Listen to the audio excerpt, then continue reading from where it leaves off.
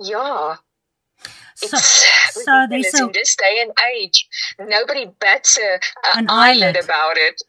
I can hear you, Mara. Okay, so there's an actual Wiccan temple in Bethel. Yes. And when did they open that temple? Well, it seems like it's very recent. And if I say recent, from what I gathered from the post, it seems like it was this week. Wow. Well, I can guarantee you those people... They officially opened it. Yeah, they definitely had a house church. You know, you guys were never aware of them because they were flying under the radar. Yes, that's what I believe as well. Wow, that is interesting. Sure.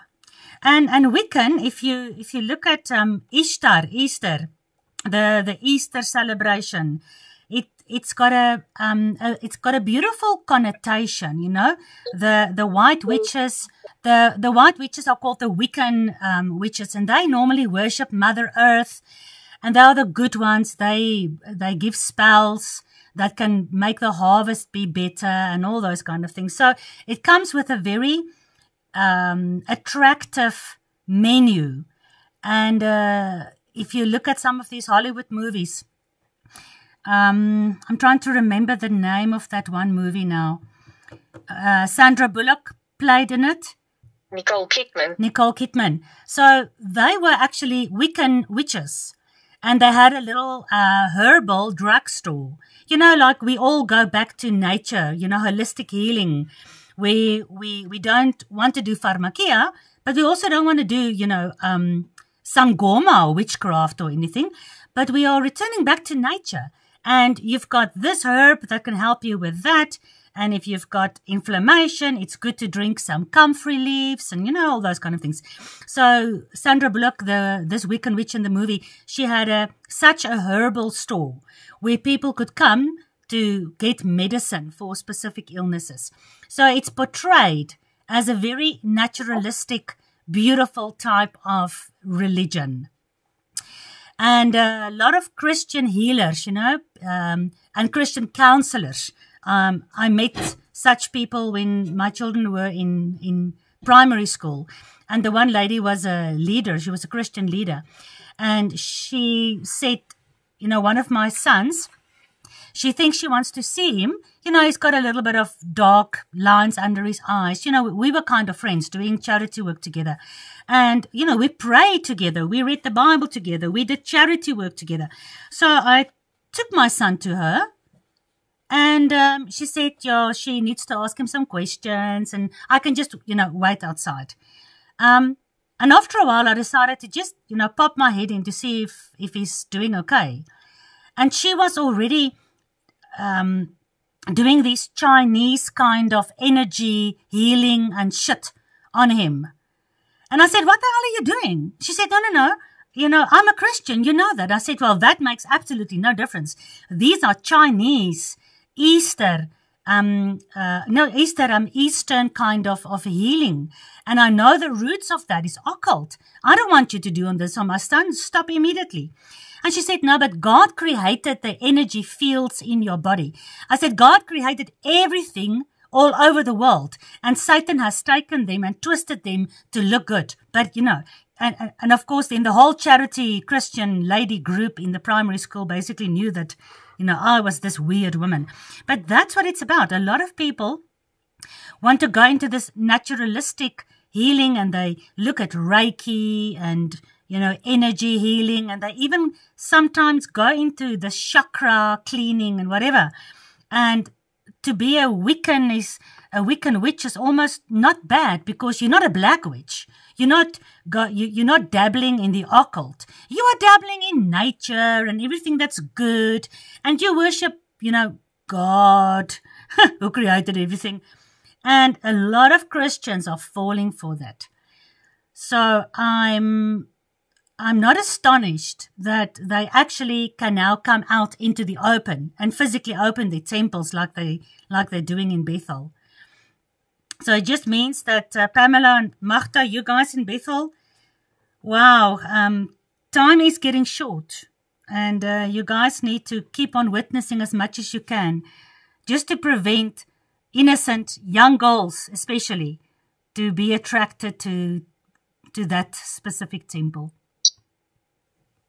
Yes, for sure, Mara, because you know what, even from the little bit I gathered on their website, it's absolutely everything about nature and love and harmony. They will point blank tell you, you know what, they are not Satanists and they're not connected to evil. But yeah, it's just a deception because every god that they serve is connected to evil, whether they like it or not. Yeah, Father Time and Mother Earth. You know, these things does not exist. It's part of the pantheon of the Babylonian religion. And of course, they have originally existed, you know, the fallen angels with all their demigods, children.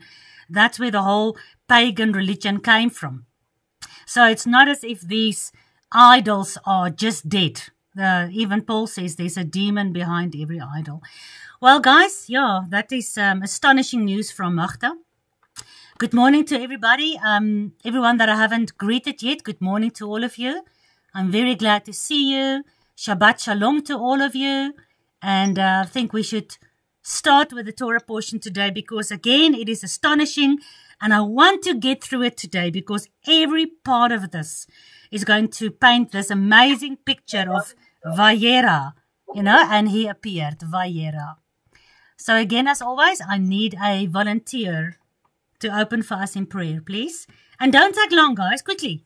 Somebody quickly volunteer. Okay. Abba, we bless you and honor you because you're good.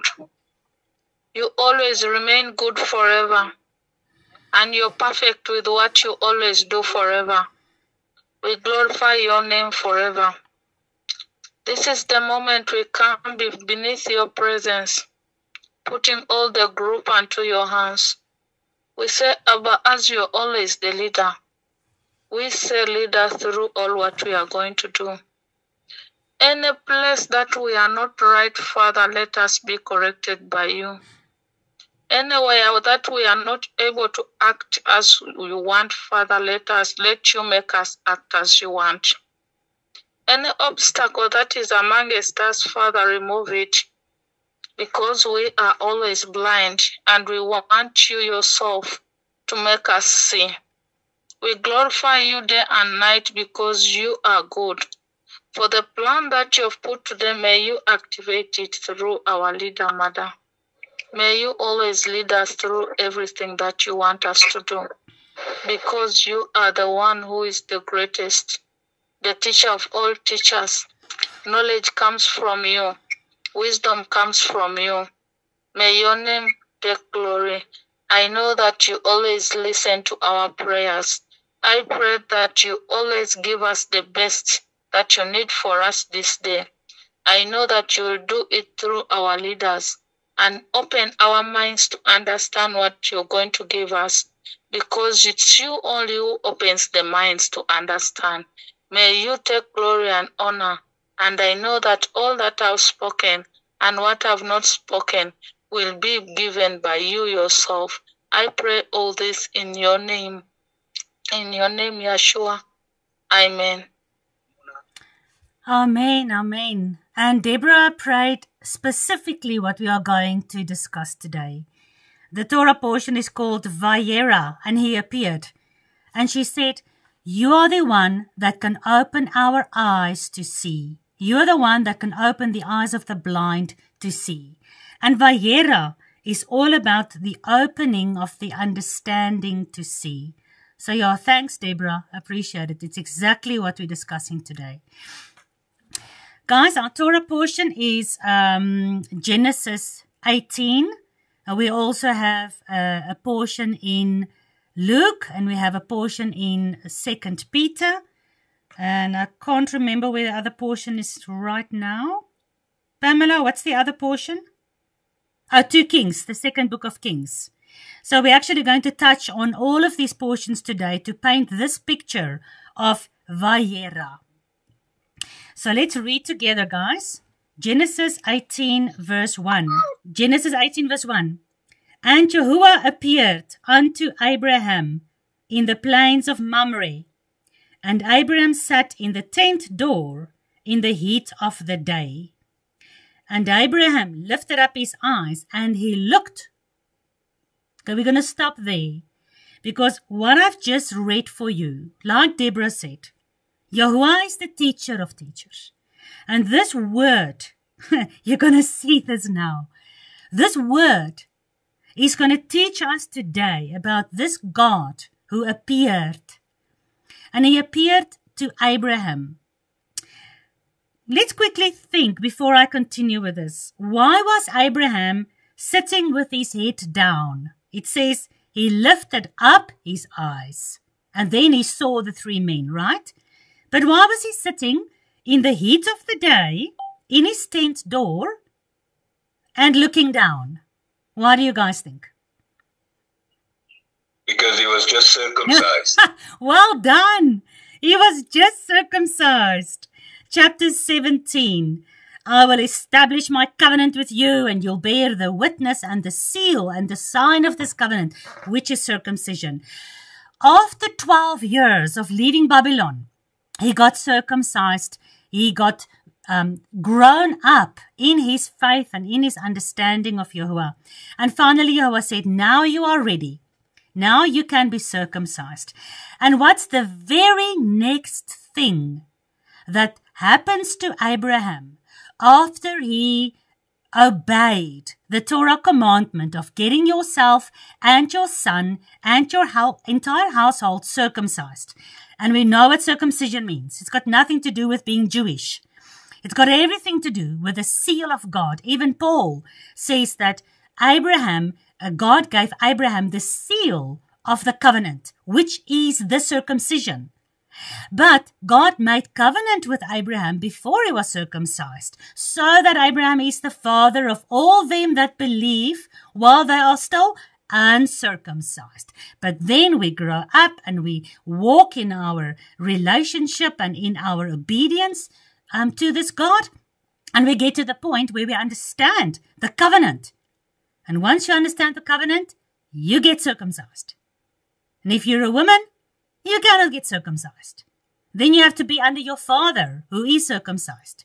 And if you're married, you're under your husband, who is circumcised. And if neither your father or your husband is circumcised, you are under your husband, the heavenly bridegroom, who is indeed circumcised on the 8th day. Right, let's continue. Yahuwah appeared unto Abraham. Now, this Torah portion is called Vayera, because the Lord appeared in Hebrew is Vayera. But the root word of Vayera is Ra'ah. H7200, Ra'ah. Now, I'm going to say a lot of things. And I think you guys must just make notes. I'm going to run through quite a lot of verses. And I'm going to show you who this God is. And who he's appearing to. And what this means for us. We are at the brink of the new world order that's being set up, where the whole world will be under the control of the kings of the earth, when these 10 kings will finally give their power unto the Antichrist. Just in the last 2 months, in September, October, and now we have November, we've seen the whole Charlie Kirk thing.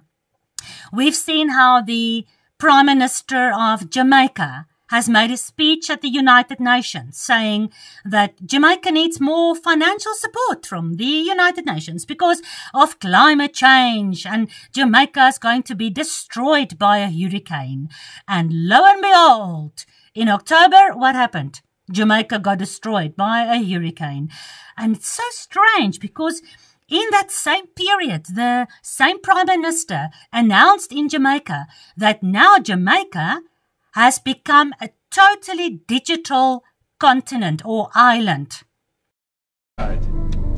We are well on our way to this. We have established the national identification system.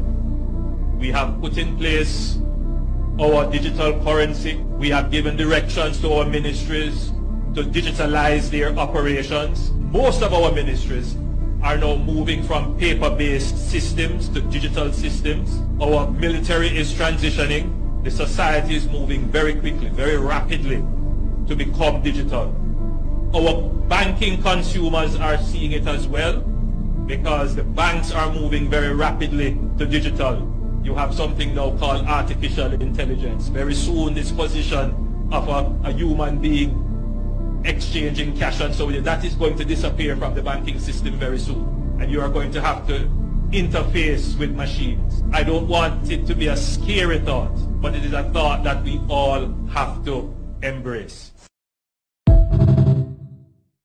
So all these things are happening at the same time. Bill Gates, for the first time after promoting climate change, you know, breakfast, lunch and dinner time, he now admitted, and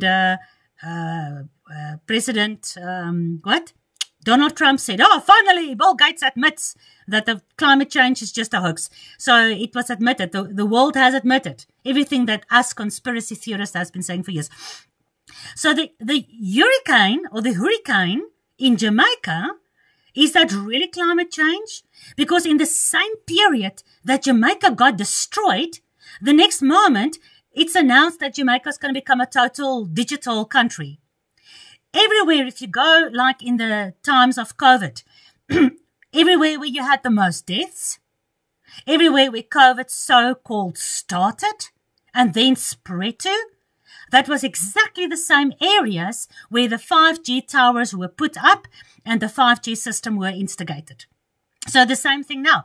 Now, every country or island or city that needs to become a smart city and that needs to be totally digitalized, and a couple of weeks or months before that happens, oh, there's a hurricane and the whole infrastructure gets destroyed. These things are not by accident or coincidental. If you know the end game of the enemy, then you can see the steps that he's taking. So at this point where we are on the brink of the beast system, getting every country joining in this united Babylonian gathering around the Tower of Babel, where the digital and the genetical and the artificial ancient intelligence system is taking over biology and taking over spiritually, right? Right now, where we are on this brink, more than ever, we need open eyes. Just like Deborah prayed. In every country, you guys know I've put this thing, I think last week, on all the groups. I hope you've seen it, guys. I hope you're paying attention to what I'm posting sometimes. Where the G20 summit, you know what the G20 is, ne? You know, this summit where all the African countries and all the other countries, all the 20 major countries are coming together. And where are they coming together? In Johannesburg. When? In November. To discuss what? What is the theme of the G20 summit hosted in Johannesburg, South Africa in November this year? Who of you have seen that post of mine? AI for Africa. Thank you. AI for Africa. AI for Africa. Why? Why is Africa such a, same as Jamaica? You know, Jamaica, it's not about race. But in Jamaica, you kind of have a darker group of people. Africa is mostly your darker group of people. What was the biggest problem with the darker people, with the African type people during COVID? What was the biggest problem for the New World Order? They didn't want to take the vaccine. Oh, listen, you know everything. This is exactly what the problem was. Africa was the least vaccinated country in the world or continent in the world. And Jamaica and all these other darker islands, you know, a lot of these presidents and prime ministers and a lot of these countries were not so much interested in this mRNA, this magic changing messenger RNA doubling with your DNA, mixed with nanotechnology and mixed with graphene oxide. Or what is it, graphene oxide? Yeah, to magnetize your body so that the 5G system can bring all the elements together for the Internet of Things. And then the next thing is 6G is going to come up. So now that we're on the brink there, and now that we see all these things developing it's not a surprise to me that Yahuwah gives us this Torah portion so that he can appear and we can lift up our eyes like Abraham in the heat of the day, where we now need to decide, are we going to go into this covenant or not? Are we going to just rush into this covenant, understand as much as we can, and get things done, get circumcised, get it done, carry that seal of this covenant? Because why? When you carry the sign of God, when you carry in your flesh, you know, the seal of the circumcision, the seal of the covenant, when you carry that, how on earth can you also carry the mark of the beast? Whatever it is, there's so many aspects to it. But once you are cut by the sharp two-edged sword, which is the word of God, and the word of God became flesh, and he appeared unto the seed of Abraham. Lovely, guys. At the right time, at the heat of the day, at the appointed time, he appeared. What was I busy saying? I always forget. If we're not going to start carrying that seal of this covenant of the word of God, we might be part of that world where God says, because they do not have a love for the truth, God sends them the great delusion. So the root word is ra'ah, and Yahuwah appeared. Yahuwah ra'ah, vayera. He appeared unto Abraham. Ra'ah means to see. To see. To see what? The blind need to open their eyes to see. Now it's interesting that the Egyptian god Ra, you know, the sun god of Egypt is called Ra. And if you look at Ra and you look at, you know, his son Horus, what is the symbol for Horus and for Ra? The one eye. An eye. Yeah, the all-seeing eye, the eye of Horus. And Horus and his father is basically one, you know. The father died and then the son got reborn through the Virgin Mother. It's the whole pagan system long before Yeshua was even born. Because as Yahuwah knows the end from the beginning, you know, Satan also knows the Bible and he knows the prophecies very well. So you're looking at the eye of Horus, and it's the same eye you get at the top of the pyramid on the dollar bill. Currently, the dollar bill is the foundation of the economy of the world. But I don't know if you guys have seen that the American economy has basically shut down. The American government is busy shutting down. And they've got a huge problem with the dollar. And we know the dollar has to fall. Because why? The digital economy must be introduced. So as we see the eye of Horus, and we see Ra, we see how God wants us to see. Ra'ah means to see in Hebrew.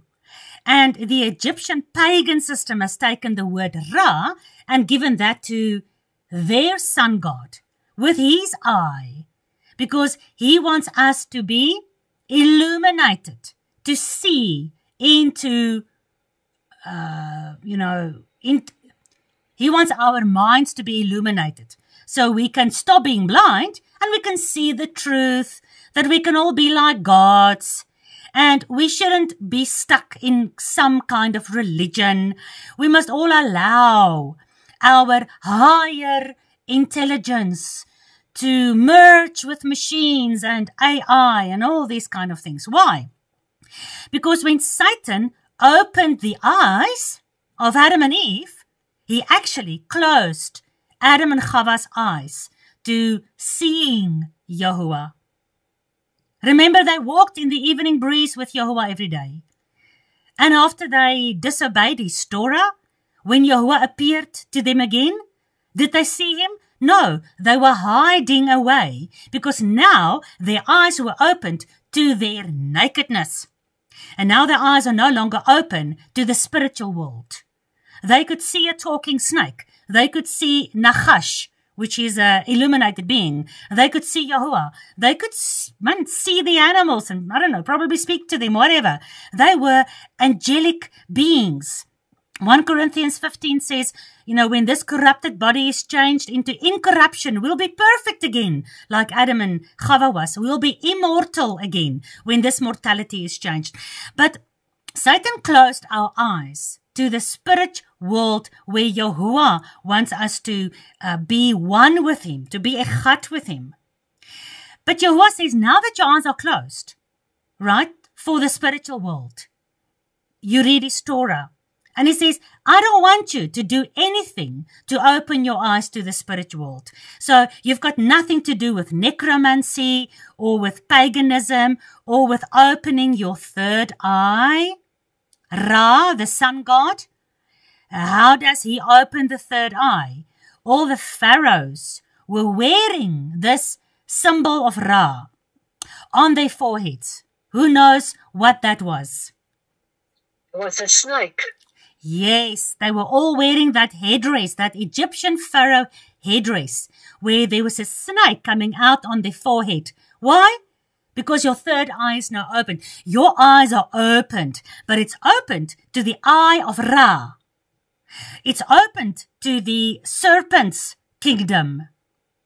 And Yahuwah says, I don't want you to dabble in the serpent's kingdom by mixing with AI and this technology that will bring you into Humanity 201. I don't want you to listen to witches or necromancers or to soothsayers or to astrologists or any of those things. All of that is against the Torah. Yahuwah wants to open our blind eyes for the truth. And this is today's Torah portion.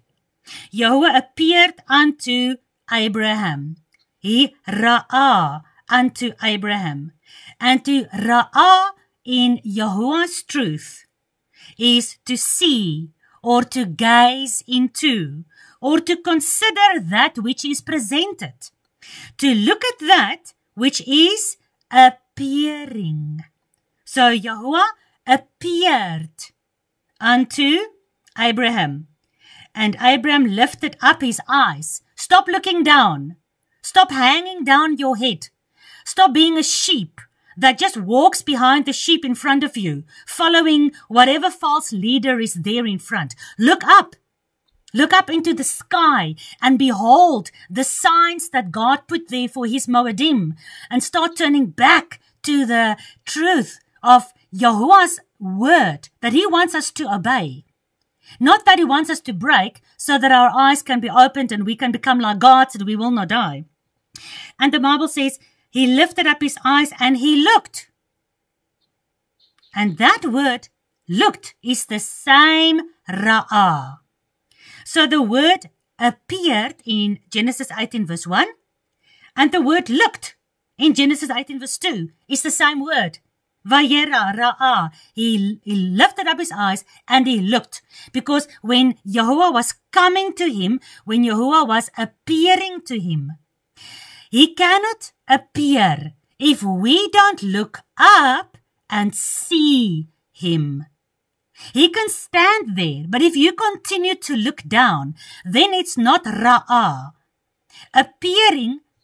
For appearing to be ra'ah, there needs to be, it takes two to tango. There needs to be something on the other side that can see the appearing. Ra'ah is to see that which appears, to gaze upon that which appears, to consider it, to consider, to understand. That's what Deborah prayed this morning.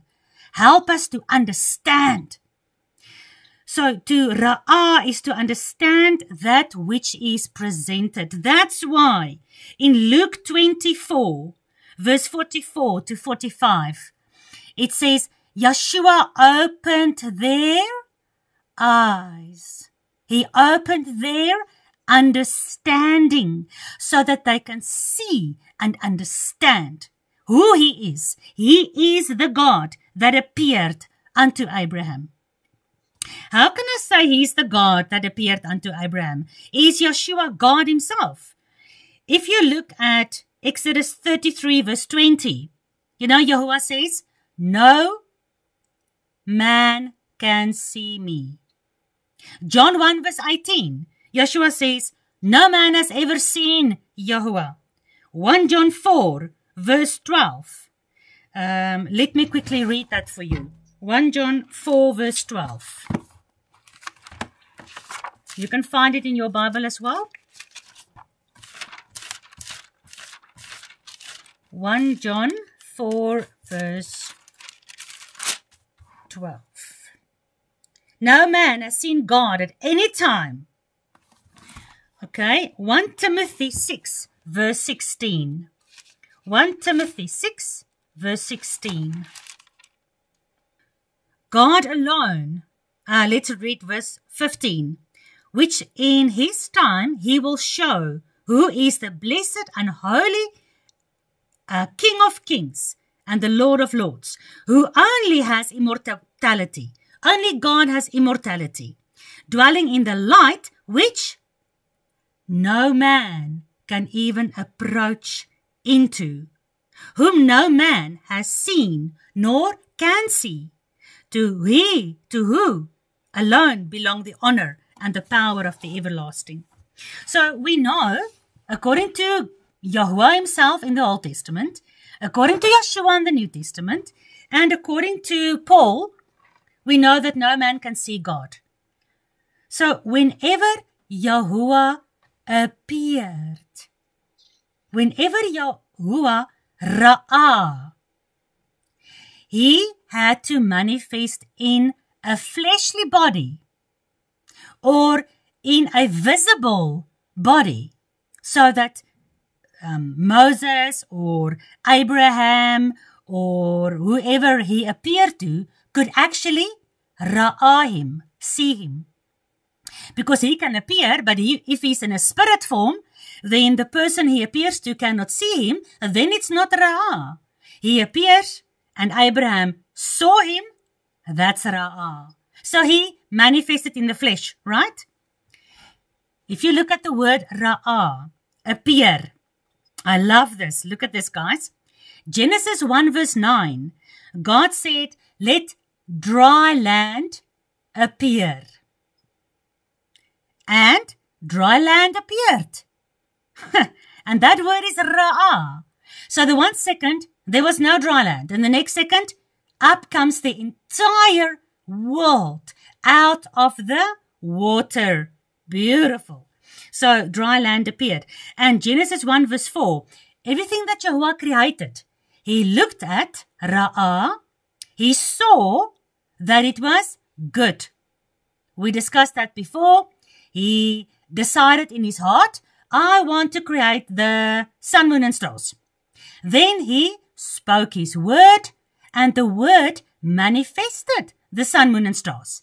And then Yahuwah looked upon what the word has manifested and he saw Ra'ah, that it was good, it was tough, it was fulfilling its purpose. So Yahuwah saw everything that he created, he Ra'ah'd it and he loved it. He said it was good, it was fulfilling its purpose. When we look up to see, to Ra'ah, the one that appears, we have to start understanding because our eyes needs to be healed by Yeshua. Our blindness needs to be healed. We need to start understanding the appointed times. Yahuwah appeared unto Abraham in verse 1. And then Yahuwah said in verse 14, at the time appointed, I will return. Wow. He appeared unto Abraham and he said, at the time appointed, I will return. And this is a massive thing because once we understand this appearance of God, this manifestation of God, we know that he's going to return at the time appointed.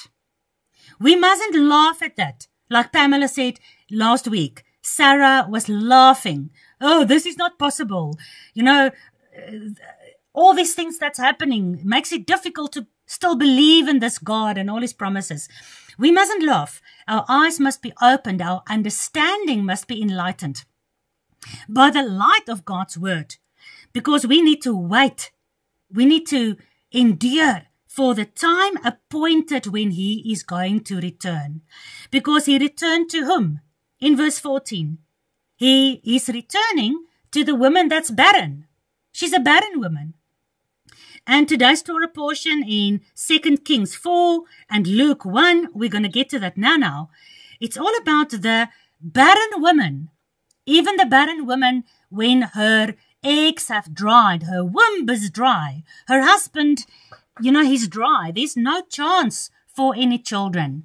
But God promises those who look up to see him.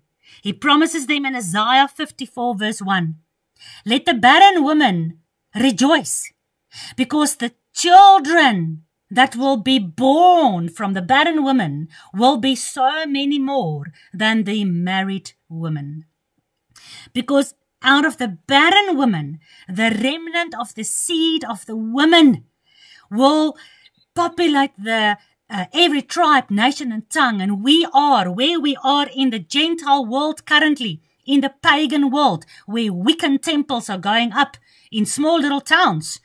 We need to open our eyes and we need to return to this God, return to his covenant, be circumcised, start knowing the truth, start exposing the lie and the deception, and choose to stay in covenant with him.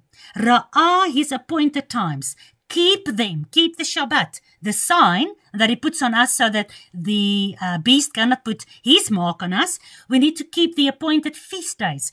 We need to walk in this slow training progress up to the point where we're going to actually see him with our own eyes when he appears at the appointed time. Right. Ra'ah, to see. It also means to become visible. To become visible. Yebo. Sorry to interrupt you. I just want to say this before we move on. It's very interesting the timing that Yahuwah appeared to Abram, because he came in the heat of the day, and that is at noon, at 12 o'clock. And there's a lot of things happening biblically at 12 o'clock, which we can see from here as well. It's just before the destruction of Sodom and Gomorrah. Joseph dined with his brothers in Genesis at noon. So there was that reunion between the two brothers. And then Elijah mocked the prophets of Baal in 1 King, also at noon. And then there was also the prophecy from Amos that the day then God will cause the sun to go down at noon. And that we see also again in Revelation and 6 and 8. With the darkness over the land. And then, of course, in Messiah, with the death and the resurrection, we also see the darkness that followed at his death. So the timing, it's beautiful how it just comes with that verse in verse 14 where you said, I think it's verse 14, yes, at the time set for it. So it's an absolute timing thing as well. Wow, that's amazing. All these things that happened, not by coincidence. Just like I told you now about Jamaica and America and all these things. Nothing, even in the enemy's plans, are by coincidence. The same with Yahuwah. If it wasn't important for us to know that it was in the heat of the day, that it was at noontime, he wouldn't have said it. The Bible says there's not even one word that is written by vain or written in vain. Every word is important. And this is important to understand, because if you look at the time, noonday, when Yahuwah appeared, and like you said now, all the other places in scripture where stuff happened at noon, our eyes are open to a much larger picture. Our perspective is being broadened to see this message of what happens at noon. Wow, thanks, Martha. Ra'ah is to become visible. So God is invisible, but then God became visible. And we need to know that the Bible all over tells us no man can see Yahuwah, the God, with their own eyes. But yet Yahuwah appeared. He says, I'm going to go through a couple of verses now. He appeared to Abraham, Isaac, and Jacob, and Moses, and Joshua, and a lot of different people all throughout Scripture. But he had to appear in such a way that the person can see him with their own physical eyes. And therefore he had to appear in the fleshly body. Is it any surprise that when we look at John 1 verse 1, is it any surprise that John 1 tells us the Word of God was from the beginning? He was with God. He was God. And then that Word, which was God, became flesh. He appeared. He ra'ah on this earth so that we can see him. And 1 John 1 verse 1 and 2, John says, okay, I'm going to read it. No, it's too beautiful. I don't want to remember. I'm going to read. Read with me. 1 John 1. So John 1 verse 1 and 1 John 1 verse 1. Read that together. That which was from the beginning. What is that? The Word of God, which we have heard, Shema, with our ears, which we have seen, Ra'ah, with our eyes, which we have looked upon. When he appeared, we Ra'ah, we looked upon him. And we have touched him. John said, we even handled him with our hands. We touched him. He is the Word of life. So going back to Genesis 18, the Word of life, which manifested in the flesh, appeared unto Abraham. Back to 1 John 1 verse 2. For the life was manifested. What does manifest mean? It means it manifests in front of your eyes. You didn't see it before. Now it's manifested. Now you see it. And we have seen it. We bear witness. And witness, you know, in the Greek is martyr. Witness in the Hebrew is ed. Ayin dalet. What is ayin? The Hebrew letter ayin. What does it mean? What's the picture of witness? Ed. Ayin dalet. What is the picture of ayin and what's the picture of dalet? Ayin is eye, dalet is door. Thank you. Ayin is eye.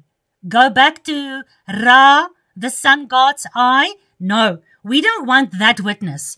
We don't want to have our eyes and our understanding and our ancient connection with the intelligence of our gods who created us, blah, blah, blah, fake alien invasion, fake AI.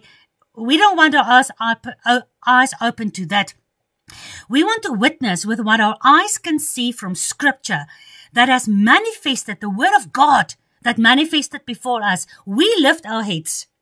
We sit in the heat of the day where things are becoming unbearable. We lift our heads up. David says, I will lift up my head and I will look at you. Yeshua says in those last days, lift up your heads. Because what? Your redemption is near. Soon your redemption, your Redeemer will appear. Ra'ah. Lift up your heads during those difficult heat of the day moments. We have seen him. We have bear witness. Ayin dalet. Eye door. We are eyewitnesses. We are standing in the door. In Yeshua, I am the door, he says. I'm the only door. I'm the only way back to Yahuwah. So we stand in the door and we look with our eyes that Yeshua has opened, not what the serpent has opened. And show unto you that eternal life, which was with the Father, which was manifested unto us. Wow. So this word of life that we witness of, John says, was manifested to us. We couldn't understand, this whole thing that the Word of God became flesh, but now the Word of God dies. He's hanging on the cross. And 3 days and 3 nights later, remember 3 days, we're going to get to that now. 3 days and 3 nights later, the woman tells us, oh, he's no longer in the grave. Where is he? You know, John and Peter were running to the grave. And then they didn't find him, the body, in the grave. They couldn't understand what was happening. But now, afterwards, they says, we even handled him. We couldn't understand this manifested, this appearing of God. Why he died. But now we understand because he opened our eyes. He let us touch him. He let us handle him. I want to run with you to Luke 24. Luke 24, verse 39. Run with me. Luke 24, verse 39. Behold, my hands and my feet. It is me, says Yeshua. Handle me and see, Ra'ah. Handle me, because they couldn't believe it. They were terrified, verse 37. They were frightened. They thought they were seeing a ghost. Why? Because he appeared. Yahuwah, resurrected, manifested in the flesh, appeared. I'm not saying Yeshua is Yahuwah in the way that Yeshua replaces Yahuwah. While Yeshua is on earth, you know, he is God and the throne in heaven is empty. No. Yeshua is the Word of God, which is God. And yet, that part of God, you know, that right hand, I redeemed you with my right hand, my mighty right arm, my strong right arm, I redeemed you. I stretch out my mighty right strong arm and I stretch it into your biological realm. God is spirit. But when he stretched out his hand, he physically saved Israel. He stretched out his hand. He sent forth his word and it manifested. It appeared unto Abraham in the Old Testament. It appeared unto John in the New Testament. John handled him. He couldn't understand. How can God sit on the throne? But yet it is Emmanuel, God with us. If you see me, Ra'ah, Yeshua, then you see the Father, Ra'ah, Yahuwah. Me and the Father are Echad. So this hand manifested in the flesh. But this hand was still connected to the body of Yahuwah, which is on the throne. So Yahuwah Almighty can be on the throne. And Yahuwah manifested on earth at the same time. Because it's the right hand of Yah that we put a nail in, that we crucified. And that is now appearing unto us. All right, so Yeshua said, don't be afraid. Why are you troubled? Why does your thoughts, these fearful thoughts arise in your hearts? Remember the heat of the day. Look up. Don't let fearful thoughts of the deception that's coming. And guys, there's a lot of deception coming. There will be such a deception as there never was before and never will be again. To the point where Yeshua says, if it was possible, even the very elect will be deceived. Because the Antichrist system is not going to come with two horns. You know that by now. He is going to come as if he is Messiah. He's going to be the instead of Messiah, not the opposite of Messiah. It's going to be very challenging and our hearts are going to start fearing. And Joshua says, do not let these thoughts arise in your heart. What is that verse? You have to take captive every thought that is against the will of God. Romans 12, you need to give yourself as a living sacrifice. Then you will know the word of God. He says in verse 39, behold, Ra'ah, my hands and my feet. It is me. Look upon me. It is me. And handle me so that you know that it is I, Yeshua. 1 John 1 verse 1 and 2, we handled him. This mystery of God manifesting in the flesh, we actually handled him. And here Abraham. Did Abraham handle this God who manifested in the flesh? Did Abraham actually touch him?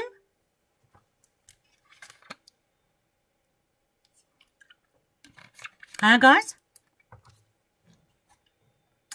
For you who prepared your Torah portion, you read through the whole chapter, right? Yes, he did. How did Abraham handle God? He gave him food, Yeah. washed their feet. Yeah, he touched his feet. He washed That's it, yeah. his feet. He handled him. Yeshua says, behold, Ra'ah, my hands and my feet. And here, John said, we touched his hands. Unbelieving Thomas, doubting Thomas. He even put his fingers into the wounds in his hands. And here Abraham, our father Abraham, touched his feet. So Ra'ah means to behold. What does behold mean? It's got two things. It means to look and to see. Lots of people look, but they don't see. A lot of people read their Bibles, but they don't see. They look at Scripture, but they don't see Scripture. Behold my hands and my feet. Understand that this God, He's the only one that can stand in for the redemption of a human being that is in the kingdom of Satan, who needs to come out of the kingdom of Satan. This is the appearing, the mystery of godliness. Yahuwah appeared in the flesh. He manifested in the flesh, the unseen God. That was how he was able to transfer us from the kingdom of darkness into the kingdom of the Son of his love, the kingdom of light, through whose blood we received redemption and the salvation of our souls. Only Yahuwah can do that. All right, so behold, it means to look and to see. So in Luke 24, verse 44 to 45. Let's go there. Luke 24. Luke 24, verse 44 to 45. Then he said unto them, these are the words that I spoke unto you while I was yet with you, that all things must be fulfilled, which were written in the law of Moses, in the prophets, and in the Psalms concerning me. So Yahuwah appears unto Abraham because Abraham believed God and it was counted unto him as righteousness. We need to believe God. We need to believe the Torah, the prophets, and the Psalms so that we can open our eyes and Ra'ah, see the fulfillment of everything that was written in the Torah and the prophets. Then, verse 45, look at that. Then he opened their understanding, what Deborah prayed, so that they might understand the Scripture, so that they might Ra'ah the Scripture. Not only look at Scripture, but really see and understand. Amanda, go ahead. Excuse, I just want to ask something. In Genesis 18, 1 to 22, as I understand it, we're talking about the handling of God's hands and feet, that Abram did not physically handle God's hands and feet as a human within the biblical accounts, because he is, can I understand that? Because if I read it, we can't see that he physically handled God's hands and feet. Okay, let's have a look. So verse 1, and Yahuwah appeared. Does your Bible say the Lord appeared? Is this definitely Yahuwah, the Almighty God? Yeah, because it's like the Bible are typically symbolic language in conveying his power, presence, and his activity. Okay. Sorry, who says that? That he physically handled God's hands and feet. Okay, I want you to look at what Scripture says. But before we look at what Scripture says, who said it's only symbolic? If you go to in Genesis 18 verse 32, the explanation there that I've got is that in other contexts, God's hands never to his power or strength, such as when the Bible say. Sorry, which verse is that, Amanda? Van 18 tot 22. Okay, but which verse says it's symbolic? Where are you getting the information from that it's symbolic? I'm getting it. Let me just quickly, yeah. Because this is a very important thing that you are raising. Thank you very much. Ek laat ek net kyk, dan sal ek vir jou, then I will send it. I will give you now an answer to that. Okay, because I want you to look at Scripture now, because you're probably reading somebody's notes. You're probably reading a comment that somebody wrote for you in your Bible. You've got a commentary Bible, or you've got a rabbi, because there's no verse like that. Genesis 18 highlights Abraham's faith and obedience, not a physical handling. Yeah, but what is that what you're reading? Tell me what you are reading. I will get it now for you. Okay, but I want you to look at Scripture. So, verse 1 says, Yahuwah appeared, Abraham looked and saw 3 men by him. So, is the 3 men Yahuwah or not?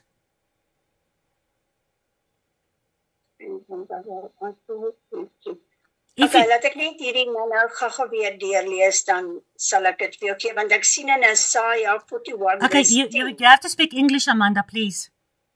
Yeah, in Isaiah 41 verse 10. Hold a second, let me get there. Hold a second. Hold a second. Isaiah? 41 verse 10. 41 verse 10. Yes. Yeah. Yes. Tell me what you are trying to tell me. Then it's in other contexts, God's hands never to his power or strength, such as when the Bible says, I will uphold you with my righteous hand, symbolic language. Okay, I understand you, but we're not getting anything. We are totally off. Amanda, I need to know from verse 18 if Abraham only symbolically saw Yahuwah, or if he physically saw Yahuwah. No. Let's look at Scripture. So verse 1 says, Yahuwah appeared. Verse 2 says, Abraham lifted up his eyes and looked, and he saw the 3 men. When he saw them, he did what? Yeah. Verse 2. Yeah. What did he do? Verse 2. Let me just get there.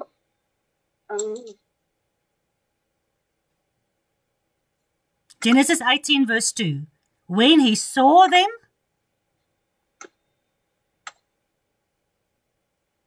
Abraham looked up and saw 3 men standing nearby. When he saw them, he hurried from the entrance of his tent and met them and bowed loud to the ground. Okay, so he saw them with his eyes. He ran to them with his legs, right? And then in verse 4, he says, let me get some water and wash your feet. So how did he not see these 3 men that appeared as Yahuwah? How can he wash somebody's feet symbolically? Or did he physically wash them? Yeah, that will to be brought, and then you may all wash your feet and rest under the tree. Yeah. So was that symbolic or physical? Okay, Amanda, so is it physically or symbolically? What do you think? That he was washing their feet? Demonstrating cultural hospitality, offering his visitors water to wash their feet. Amanda, I would like you to answer yourself, not to read what somebody else wrote. Oh, yes. Ek weet nie, ek kyk hierso na die, I'm looking here. It's saying here that it's symbolic. I understand. Amanda, I understand that that's what you're reading in the notes. That means physical. So, in your understanding, when you look at Scripture, when you yourself read Scripture, the Lord appeared as three men. Abraham looked, he ran to them, he washed their feet, he gave them food, and at Sodom and Gomorrah, one of these three men stood next to Abraham, and it says, Yahuwah says, will I tell Abraham? And then Abraham stands next to Yahuwah, and Abraham starts speaking directly to Yahuwah. Please, Yahuwah, don't destroy Sodom and Gomorrah. Is that all symbolic, or do you think it's physical? Physical. Okay. So I understand the notes or the commentary will say that. But the fact of the matter is, Yahuwah appeared to Moses face to face. But yet we see in Exodus 33, John 1, 1 John 4, and 1 Timothy 6 that no man has ever seen God and lived. So whenever Yahuwah appeared, he had to appear in flesh. And when we look at John 1, if we look at John 1 verse 1, we see that Yeshua is Yahuwah who appears in the flesh. Do you see that? Oh, okay, I understand now. Okay. And remember, I'm not saying Yeshua replaces Yahuwah. That's what I'm saying. Even the beautiful verse you gave, Isaiah 41 verse 10, fear not, I am with you. When Yeshua was born, he was called Emmanuel, God with us. Don't be dismayed. I am your God. I will strengthen you and I will uphold you with the right hand of my righteousness. So if we believe in the New Testament, who is upholding us? Who's saving us? Who's redeeming us? Isn't it Yeshua, the right hand of God? Doesn't Yeshua say, I sit at my Father's right hand? But in the Hebrew, if you look in the Old Testament, it says the Messiah sits as the right hand of God. There isn't two thrones where God sits on one throne and Messiah sits on the right hand of God. No, Messiah is the right hand of God. He's as the right hand of God. Do you see that? Okay, yeah, I'm understanding now. Okay, lovely. Lovely. Let's continue. Thank you, Amanda. That's a very important thing because a lot of people cannot understand why, how God can be the Father, the Son, and the Holy Spirit. We do not go into the Trinity. We do not believe or uphold the Trinity. Yet it's always interesting that when Yahuwah speaks to people in the Word, he always calls them double. He says, Abraham, Abraham. And then Abraham says, here am I. He calls Samuel, Samuel. So many places in Scripture he calls twice because he's called Yahuwah Elohim. There is a duality to him, but he's not two. He is Shema Israel, Yahuwah Eloheinu, Yahuwah Echad. He's one. But a part of him can appear to Abraham. A part of him can appear to Moses. One part of him, the right hand, put Moses into the cleft of the rock, while the other part of him walked past Moses. And then, when he walked past, then this part of him, the right hand part of him, let Moses go. And Moses could look at the back of God. So did God stretch his right arm and then keeping Moses there in the cleft of the rock and then walk past and his right arm stretches and stretches as he's walking past? No. His right hand is the manifestation of God himself, that which we can see, we can handle, we can wash his feet, we can touch the wounds, because he is that part that was manifested in a fleshly appearance that our eyes can behold. Let's look at Genesis 22 verse 8. Let me prove this to you, Amanda. You actually raised a very good point. Let's look at what Scripture says. And let's throw away a bit of these commentaries because a commentary is somebody's opinion. It's not Scripture. If this was symbolic, I want a Scripture verse that tells me It's symbolic. It's like when I say the earth has a firmament over it, and Jehovah sits on the throne above the firmament. If you do my Ezekiel Bible studies, and then the people say, oh no, the firmament and the four corners of the earth and all that, and the sun, moon, and stars inside the firmament, that's all just symbolic. Really? Show me a verse. Is there one verse that can disprove the biblical cosmology? No, there's not. Not even one single verse. It's people's opinion. When I ra'ah scripture, I believe in flat earth. I believe in the God, according to Ezekiel, Zechariah, Isaiah, and Revelation, that sits on top of the firmament at the north. And the firmament is above the earth. The sun, moon, and stars, according to Genesis 1:14, is inside the firmament. I'm not going to go down that rabbit hole. I'm going to believe what Bible says. I'm going to look at scripture.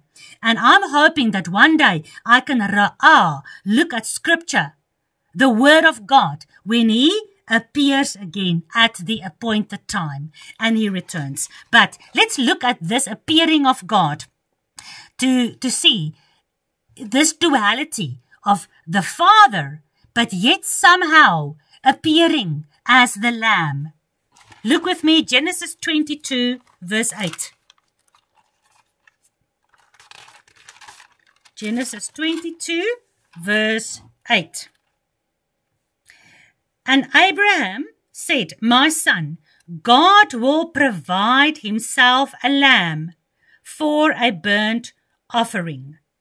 So we understand this whole thing where Isaac was supposed to be sacrificed.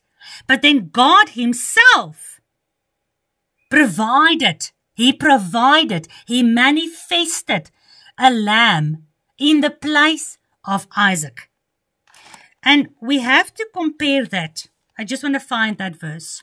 John 1, verse 36. Genesis 22, verse 8. John 1, verse 36. Abraham said, God will provide a lamb. John 1, verse 36 says, behold, Ra'ah, the lamb that God provided. Do you see that? Isn't it absolutely astonishing? Listen, guys, I quickly want to charge. Put my phone on charge. It's busy running out. So, Ra'ah is, one of the words is behold. And here in John 1, we see, behold, Ra'ah. Abraham, behold, Ra'ah. God himself appearing unto him and speaking to him as Yahuwah. When you look at the word Lord, wherever Lord is used, it is Yahuwah. And here John says, behold, Ra'ah, the Lamb of God, that Abraham said, God will provide the lamb. Exodus 6, verse 3. Go with me. Get to know your Bible. Page quickly. Exodus 6, verse 3. And I appeared, Ra'ah, unto Abraham, unto Isaac, and unto Jacob, by this name of God Almighty. Hey, wait. I thought nobody can see God and live. Yet God appeared to Abraham, Isaac, and Jacob, and he says, by my name, Yod-Heh-Vav-Heh, I was known to them. Okay, Malachi 3, verse 18. Malachi 3, verse 18. Then shall you return. What does return mean in the Hebrew? It's, what is that Hebrew word now? Teshuvah. Thank you. I couldn't remember the word now. Teshuvah. So teshuvah means you need to come out of blindness. You need to come out of darkness into the light. You need to turn back, return to the covenant, return to the obedient lifestyle of God. Then you will return. And what will you be able to do if you return? If you teshuvah, you repent of your Torah breaking, and you start obeying my Torah, what will happen to your eyes? Malachi 3, verse 18. What will happen to your eyes? Then you will return. And do what? Hmm? You will see. You will ra'ah. What will you ra'ah? What will you see?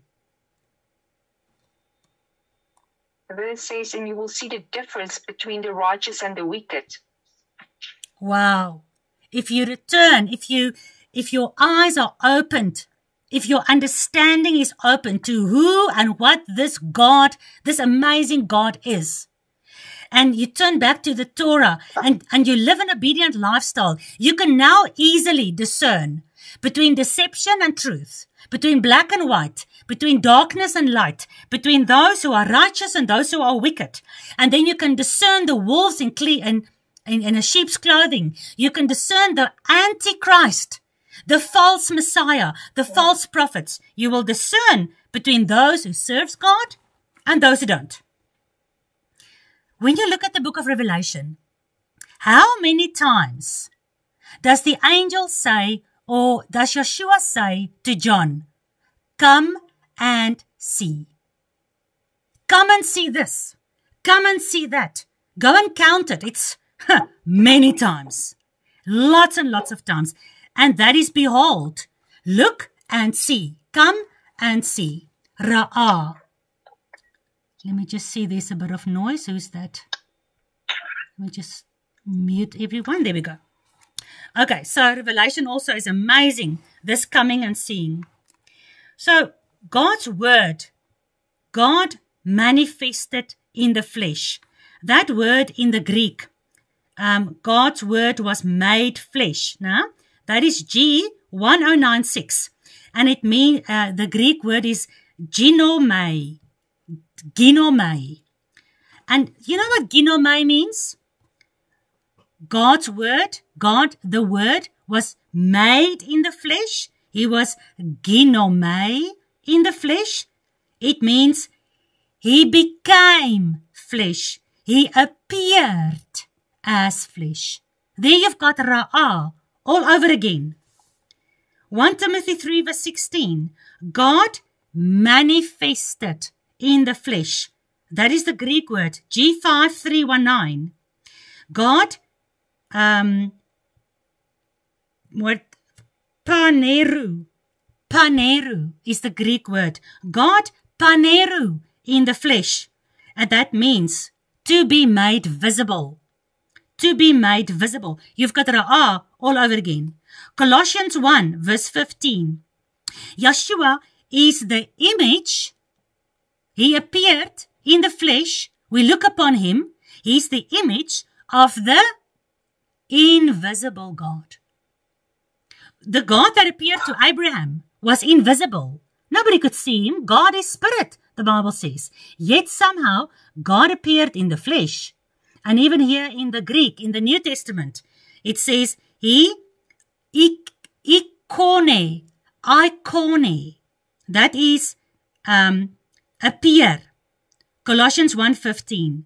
He is the express image of God, the invisible God, ikone, and that means he appears and looks the same. Yeshua is the ikone of the invisible God. He's the image of the invisible God. He's the appearance in the same likeness as the invisible God.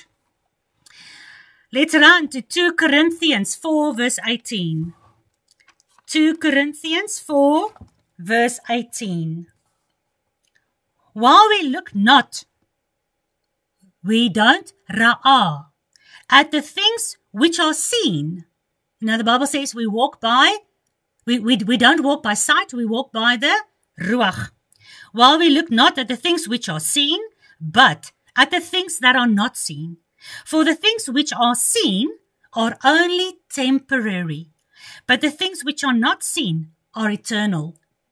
So when the world starts seeing manifestations of gods and the Antichrist that looks like the real Christ, when they see these things with their eyes, when the believers start seeing the persecution, we don't walk in what we ra'ah with our eyes, with our physical eyes. No, we need to have our spiritual eyes, our understanding opened. Like Yeshua said, then he explained to them the law and the prophets.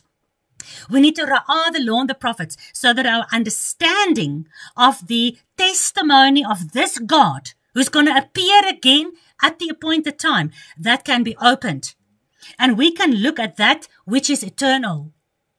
Because how else are we going to endure all the way to the end if we are going to believe what our eyes are seeing?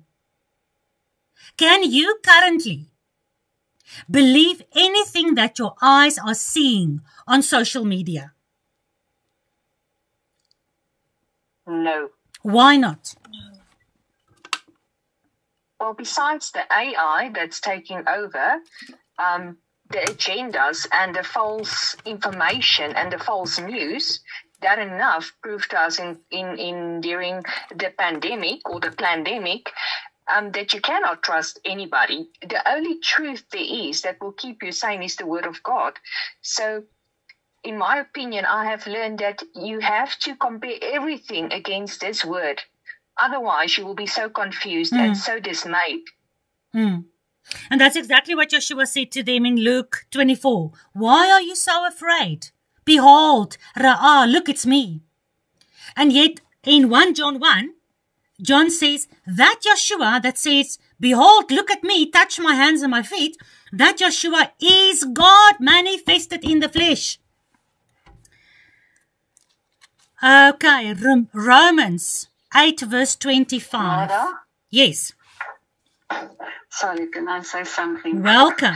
Mara, I was wondering, there must be a connection between our ears and our eyes. Oh, yes. Because it's interesting that Abram circumcised, he was sitting in the tent and Yahuwah appeared to him after he obeyed the commandment of getting circumcised. And I think most of the time, going back to Sarah, when God spoke to her and said that she will conceive, she heard the words, but her eyes couldn't see it yet. Therefore, she did not believe it. And the world teaches us seeing is believing. And that is wrong. Because as soon as we listen to the words of Yah, then we can see and understand. Because then we want to read the scriptures and then we believe his words without seeing. Yes, absolutely. Yeah. Absolutely. Yeah. That's what Romans 8:25 says. But if we hope for what we do not see with our eyes, then we can wait patiently for it. Because what is faith? Hebrews 11. Faith is the manifestation of that which we cannot see right now. It is the evidence of that which we believe. And Yahuwah says, without faith in him, nobody can please him. The world says, oh, I believe in God. Yahuwah says, no, I don't want you to just believe in me. I want you to believe me. Even if, let's think about the disciples. What did they see with their eyes?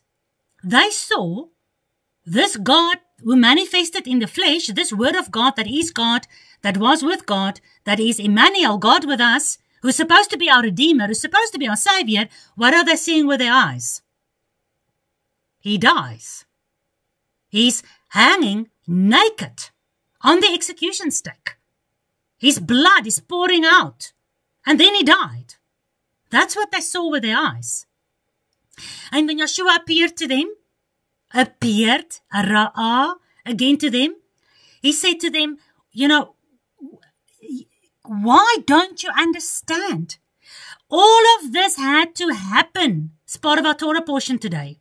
So that it can be fulfilled what is said in the word of Moses and in the prophets. So the disciples, and that counts for the entire world today, they have read the law and the prophets their whole life. But the moment the law and the prophets manifested in the flesh, they couldn't understand because they didn't really see what the law and the prophets said. If we look at Genesis 15, where Yahuwah was the one who walked through the cut carcasses of the covenant that he was cutting with Abraham, where the one walking through the carcasses will have to die if the covenant is broken. You read that, and the Bible says no man can die for the sin of another man. So now we come in the New Testament, oh, Jesus died for me. No, but he was just a man. Yeshua is God himself manifest in the flesh. That part of God that God stretched into this earth of ours. Otherwise, he cannot stand in for our sin. He cannot stand in the place of our death. Because over every man, the curse of death is assigned. The only way the curse of death can be taken away is by death, by blood, by somebody's blood. So God said to Abraham, I will provide the lamb. Well, you know, Abraham saw that. He trusted God. And then John says, here is the lamb that God himself provided. It's almost like John says, here is the lamb of God that God promised he himself will be. Genesis 5, man was appointed mortal sorrow, but the blessed God will appear, Ra'ah, come down, teaching that his death will bring the despairing rest. 1 Corinthians 13, verse 12. 1 Corinthians 13, verse 12. For now we see through a glass, darkly, but then face to face. Now I only know in part, but then I will know even also as I am known.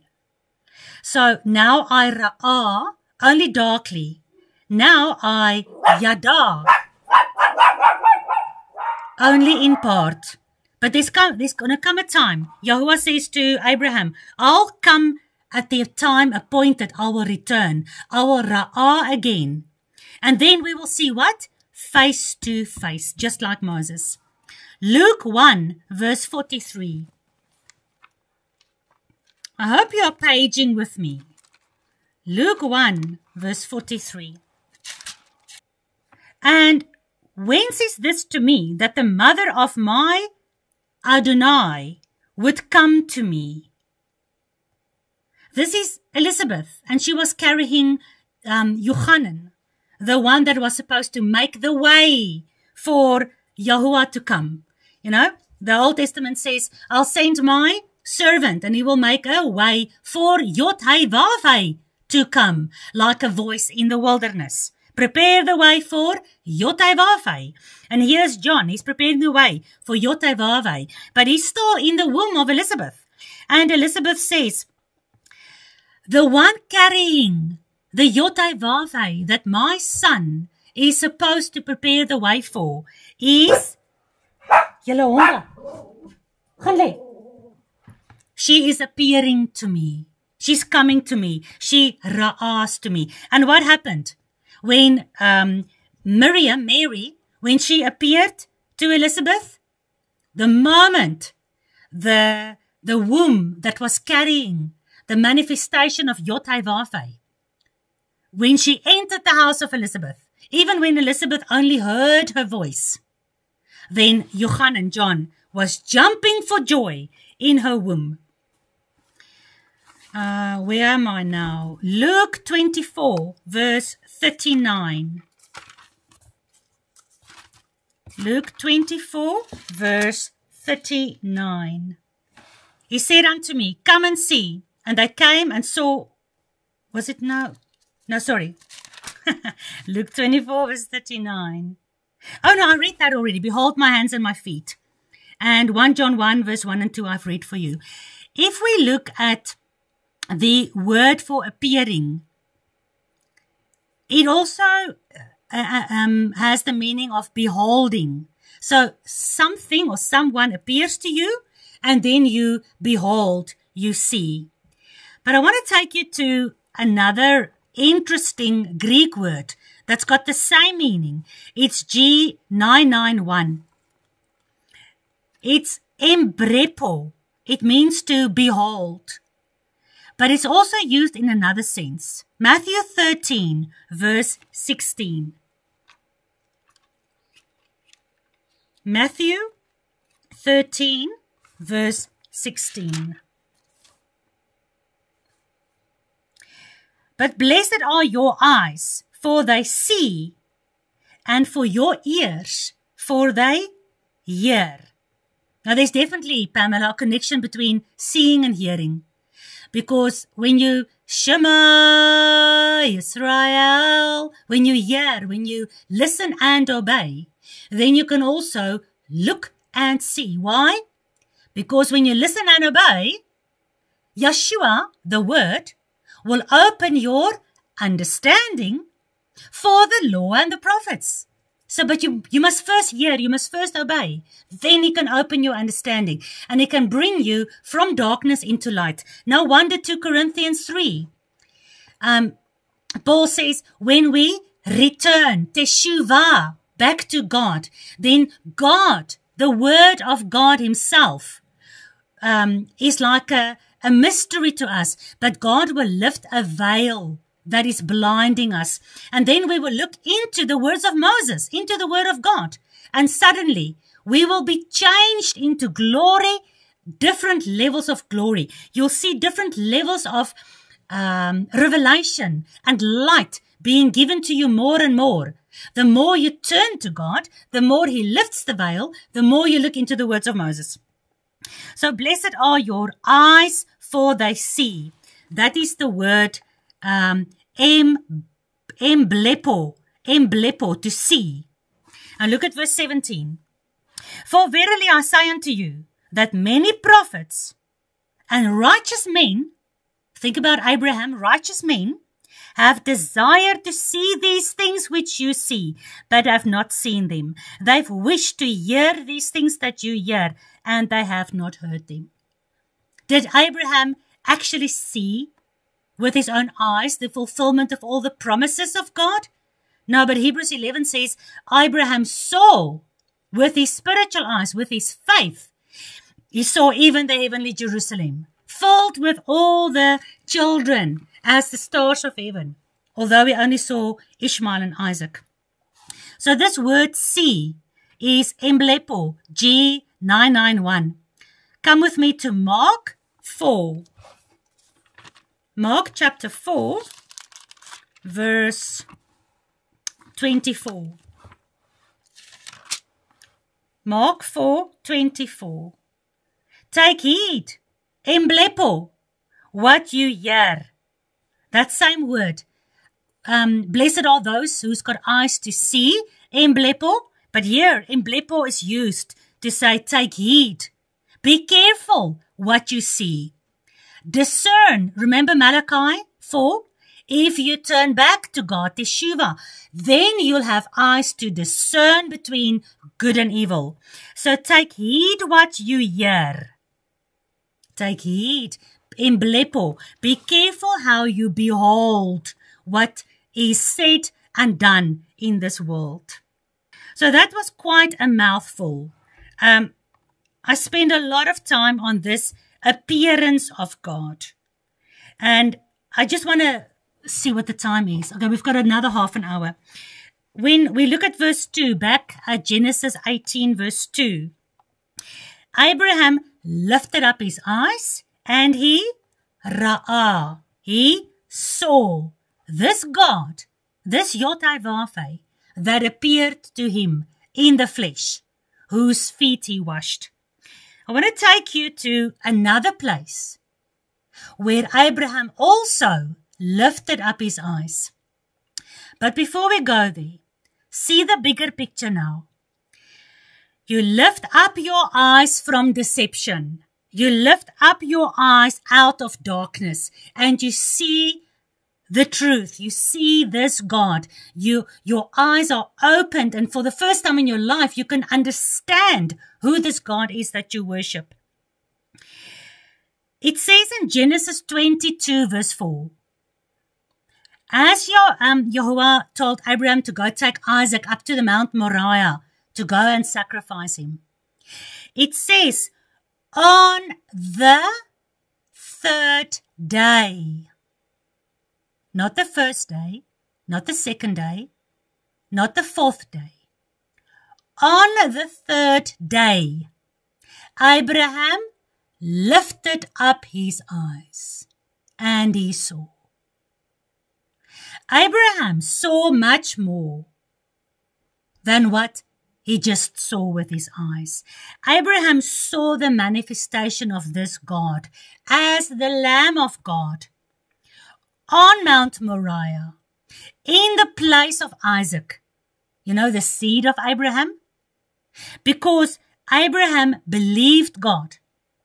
Abraham understood this God that he was worshipping. Abraham knew that the covenant this God cut with him in Genesis 15 was going to be broken by his sons and daughters, by his seed.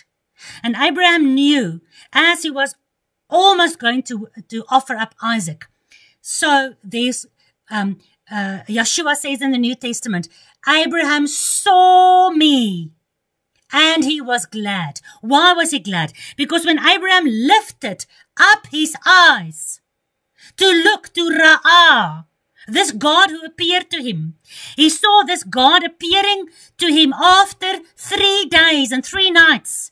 On the third day, he looked upon the mountain where Yeshua, this God that appeared in the flesh, was going to be in the place of Abraham's seed all throughout time. And Abraham rejoiced. Yeshua says, he saw me. He beheld me. He ra'ah me. He knew. He knew as he was walking up Mount Moriah after 3 days when he looked up, when he lifted up his eyes. Genesis 22 verse 4. Genesis 18 verse 2. I'm going to run to the next thing. I want to tell you something interesting, whether you agree or not. This is not doctrine.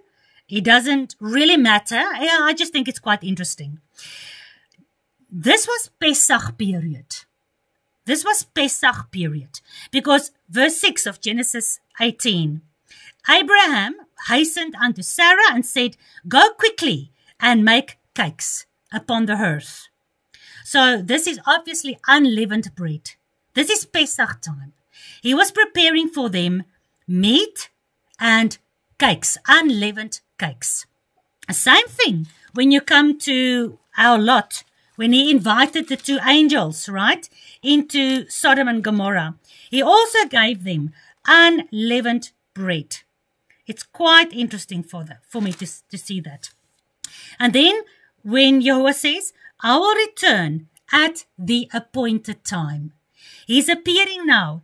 He is Ra'ah. He's appearing at Abraham during the Pesach season. Abraham lifted up his eyes. He saw the manifestation of this God in the flesh during the Pesach season. Can you see that? And then when he went up to Mount Moriah, it was 3 days, 3 nights later, and he saw Yeshua. He saw Yahuwah. He saw the Lamb of God that God himself provided. I want to jump to verse 8.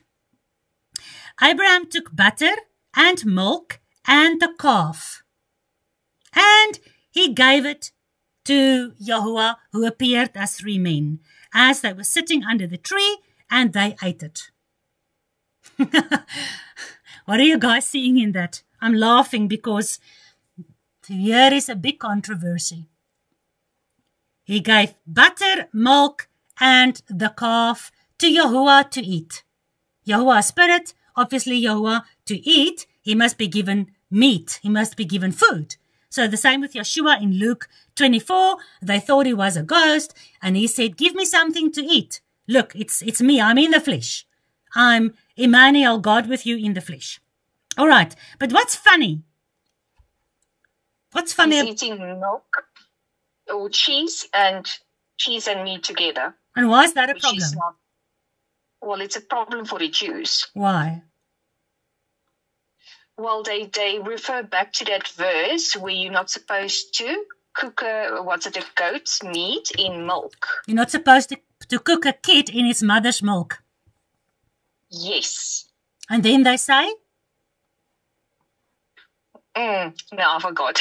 Okay, yeah, but you're right, Magda. Then they say, because you're not supposed to cook the little baby goat in his mother's milk, for that reason, it's a Torah commandment, according to the rabbis, that you cannot eat milk and meat together. So the entire Jewish population all over the world does not eat milk and meat together in the same meal. They do say it's a good thing when you don't mix dairy and protein in your stomach. It's actually more healthy for you. I'm not going to argue with that. I'm arguing with the fact that the Pharisees are bringing the tradition of the rabbis and they are replacing the Torah of Yahuwah. Yeshua says, you've got eyes to see, but you don't see. You've got eyes to ra'ah me, but you are not ra'ahing me because you've got blinded eyes. You look into scripture and then you twist it just like the Christians are doing with everything Paul says. That's what Peter says. They're twisting it.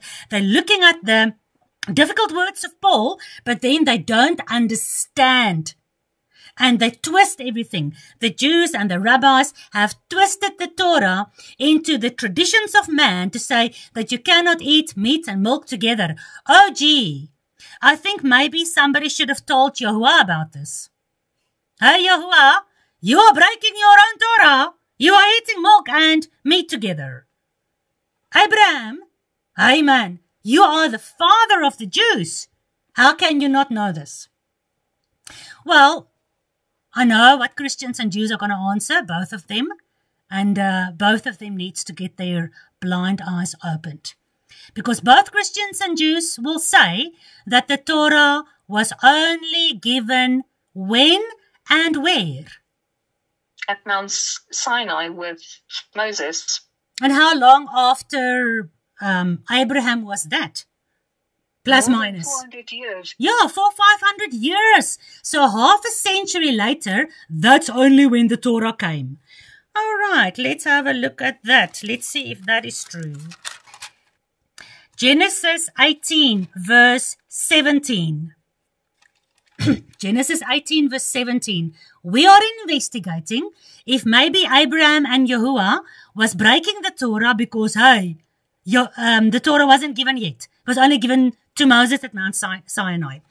Genesis 18 verse 17. And Yahuwah said, shall I hide from Abraham this thing that I want to do?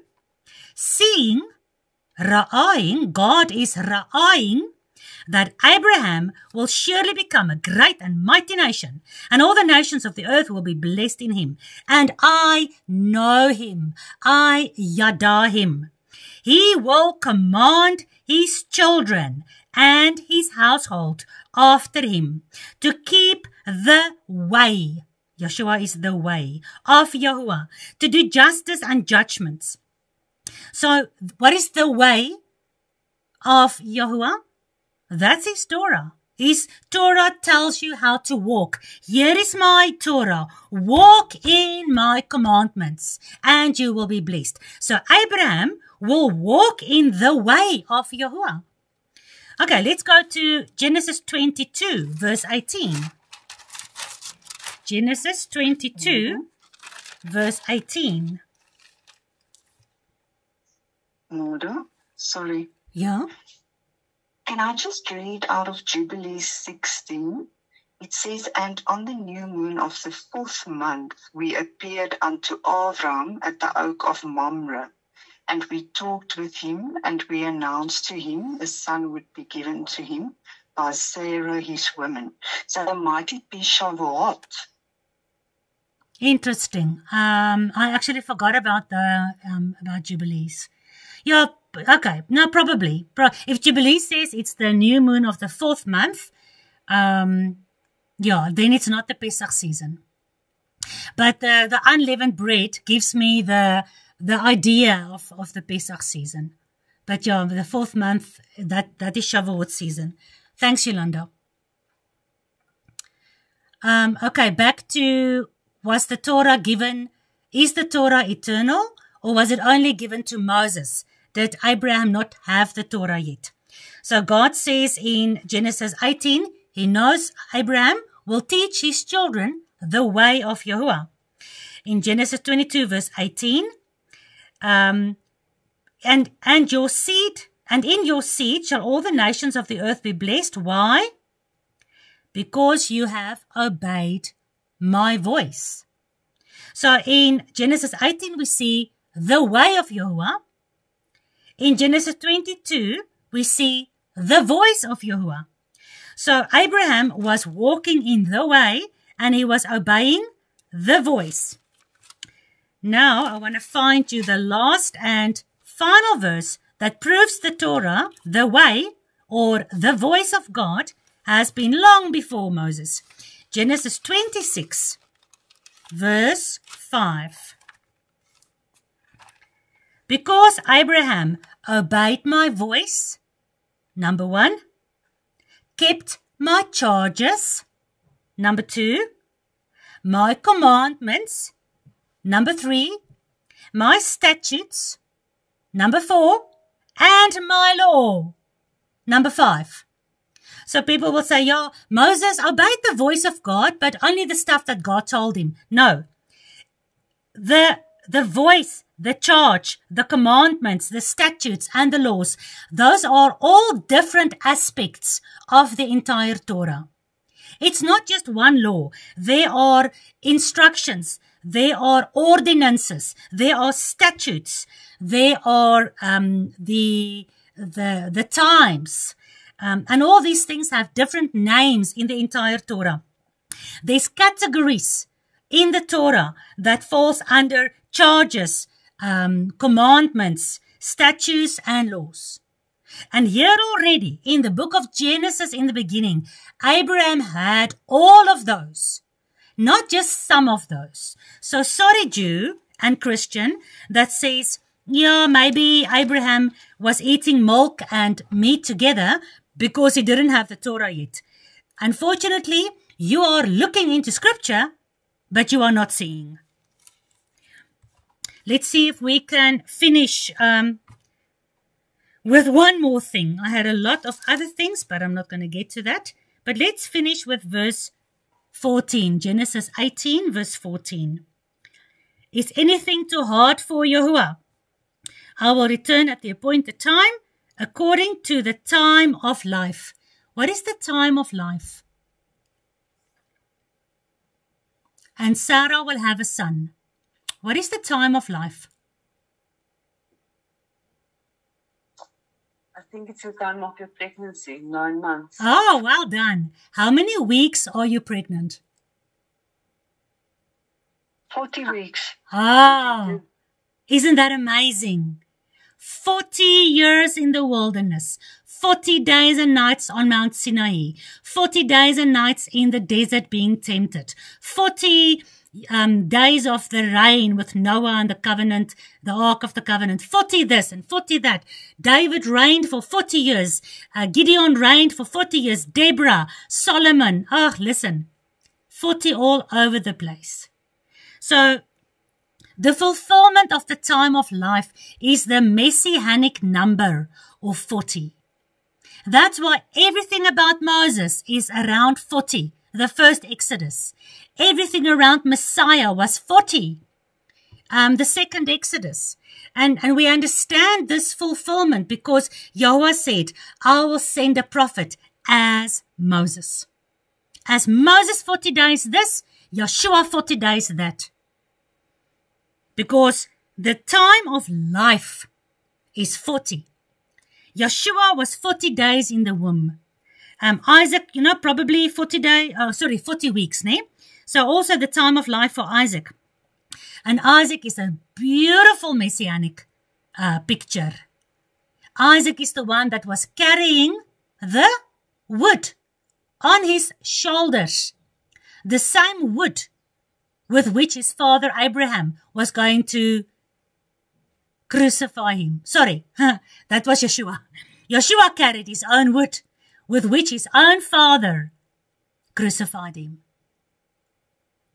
So Isaac and Yeshua It's exactly the same.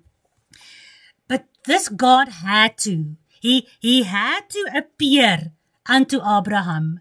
And remember last week we discussed, where are we?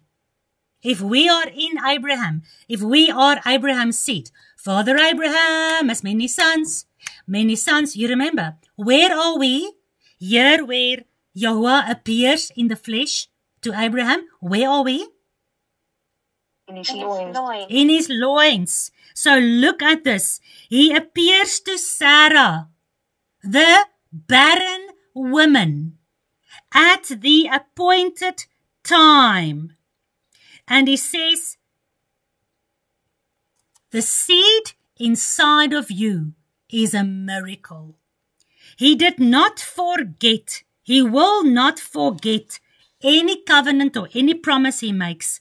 And out of the barren woman will come forth the abundant seed of Abraham and Sarai, the old man and old woman who was, what is the doctor? Sorry guys, just forgive me. But the doctors say when you get very old, you're shooting blanks, ne? So Abraham was shooting blanks and Sarai was no longer menstruating. She had no living eggs and Abraham had no living sperm. But the time of life is the mystery of godliness where God himself appears in the flesh and he comes to the fulfillment of the promise to bring children, as many as the stars in heaven, to the barren woman.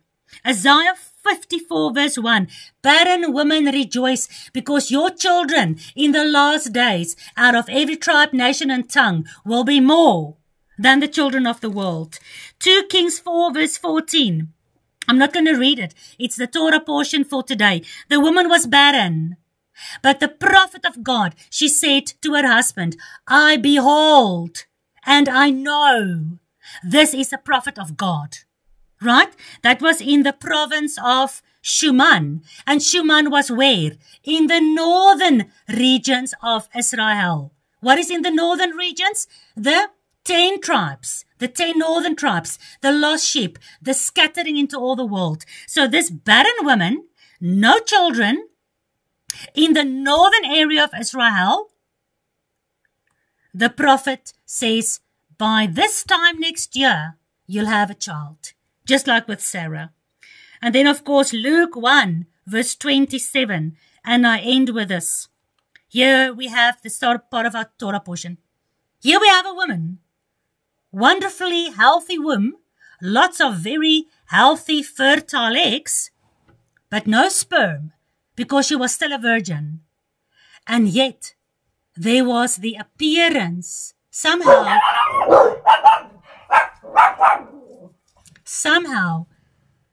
Elohim appeared in flesh. He had hands and feet, flesh and bone. He was being carried inside the womb of some miracle way because there was no sperm involved. Yet he was perfect. He had 10 fingers and 10 toes. This miracle appearance of the Word of God, because God will never ever not fulfill anything that he has said. And may we lift our eyes and ra'ah and start seeing the mystery of godliness, God appearing in the flesh. Since the very beginning, the Word of God was with God. And through the Word of God, everything appeared, ra'ah, as it's still today. You can just lift up your eyes and look at the sun. It is still going in its cycles and in its courses in the firmament. Look at the moon. Look at the stars. Look at photosynthesis. Look at the trees. Look at the fruit trees. It's still bearing fruit as God commanded by his word in Genesis. And it appeared because his word by a miracle, created and manifested all that which was in the heart of God. It was in the heart of God to bring forth a redemption way for his children, for the seed of Abraham to come back into covenant, so that the seed of Abraham, together with Abraham, can be resurrected on the last great day. And we can all lift up our eyes and Ra'ah, see the appearance, Ra'ah, of this God who comes in the flesh. Amen and amen. Amen. It reminds me of the verse in John 20, verse 29 that says, "Blessed are those who have not seen and yet have believed." It's such a beautiful verse. Oh, absolutely. Absolutely.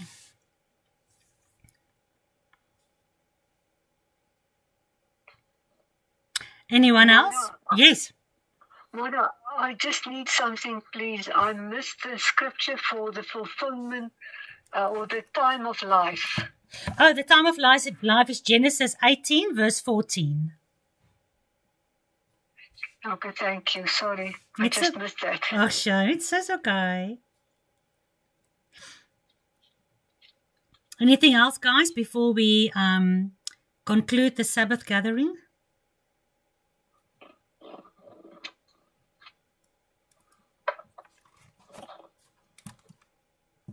Nothing. All right. Guys, Shabbat Shalom to all of you. Thank you very much for joining this online gathering. And I really hope that as you study the Torah portions, that your eyes will be opened, that Yeshua will open your understanding, that Yeshua, like in Luke 24, will take you through the law of Moses and the prophets and the Psalms. And he will really give you that Ra'ah so that you can see and understand. Because the more you Ra'ah, the more you can witness. You can Ayin Dalet, Ed, be the witness, the eyewitness, because your eyes have seen, your hands have handled, your ears have heard. And you go out and you witness to this world. And maybe you'll become a martyr, like the witness Greek word. Because the rest of the world is seeing through this eye of Ra, this one world religion, one world government, Luciferian, Kundalini, third eye, New Age system. Maybe you'll be persecuted. But hey, if you don't give your life to him in this temporary life, how will you Ra'ah his final manifestation at the end of this time of life? Who will end for us with prayer, please? Shall I pray for us? Please. Abba, thank you for this gathering that you had this morning. Missing the faces. Pray, Father, that you sort out the whole internet situation for Marta and for Jacques. Father, thank you for this word that Marta brought us this morning. Please come and write all of it on our heart as we reconsider everything that was shared. Thank you, Father, for your hand on every family that is gathered here today. That you give us a good week ahead as we look towards the next Shabbat meeting. That your hand rests on us, that you give your angels charge over us, that you go before us, and that you are also our rear guard. In the name of Yahushua we pray. Hallel Yahuwah. Amen, amen. Amen, amen. Thank you, guys. Thank you, Dirk.